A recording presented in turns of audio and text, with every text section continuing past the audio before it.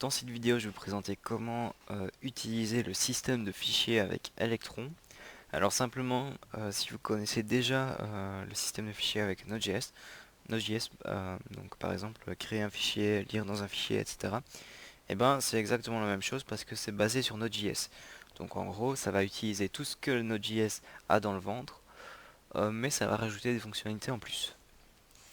Donc ici simplement, dans la vidéo précédente, on avait créé une application de base qui permettait en fait d'afficher le contenu de index.html. Alors ici on va créer un fichier JavaScript dans le dossier src donc qu'on avait créé. Je vais l'appeler index.js, vous pouvez l'appeler main.js, c'est vous qui voyez. Et ici je vais simplement créer un élément script qui va faire un lien vers index.js. Voilà, donc là ici je vais relancer mon application, ça fonctionne toujours aussi bien. Et là, simplement, je vais commencer les trucs, les choses sérieuses. Simplement, je vais dire ici fs est égal à require de fs. Donc, ici on va utiliser le système de fichiers. Et donc c'est pour ça que j'ai ici fait un require de fs. Fs c'est file system, je suppose.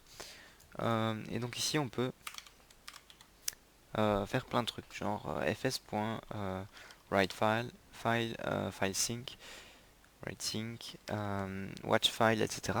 Donc ce sont tous des trucs assez intéressants.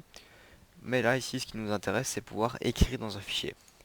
Donc ici bah, je vais juste faire fs.writeFile. Alors si je fais ça, ça va simplement être quelque chose d'asynchrone.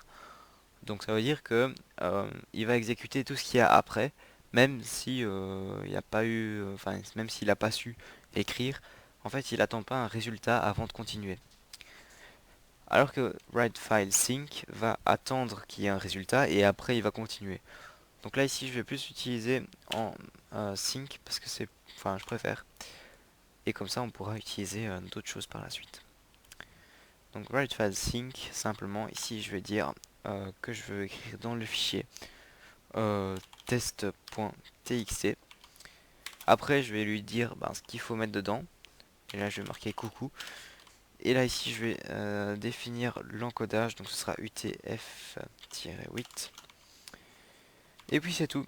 Et donc ici je peux marquer alerte. Cool. Ça fonctionne. Ici je vais lancer mon application. Hop. Et là ça marque cool, ça fonctionne. Et donc on peut remarquer que ça a créé un fichier test.txt dans à la racine. Donc ici c'est parce que je lui ai juste dit de créer le fichier, mais je lui ai pas dit dans quel répertoire. Du coup il s'est dit je vais le faire à la racine. Voilà, donc si vous voulez vous pouvez aussi donner des chemins un peu plus complets. Et donc ici je vais simplement faire un var os est égal à require de os. Et ici pour avoir quelque chose de plus complet, je peux dire ici os.homedir. Donc il prend pas de paramètres et il a créé mon fichier donc dans le home directory. Alors j'aurais pu le mettre dans les documents, mais donc ici si je fais slash documents,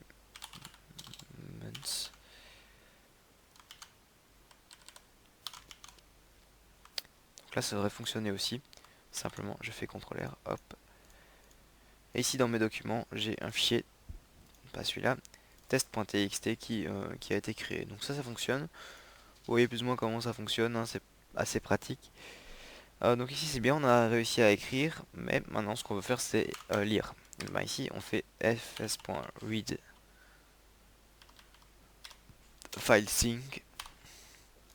Et ici je vais lui donner le même fichier. Hop, comme ça. Et ici je vais lui dire simplement de faire alerte de ça.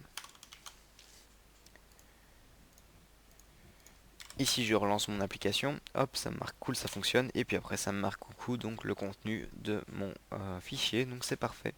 Tout fonctionne correctement, donc vous voyez le système fichier est assez simple à maîtriser. C'est pas extrêmement compliqué, donc ça tient en quelques lignes, hein.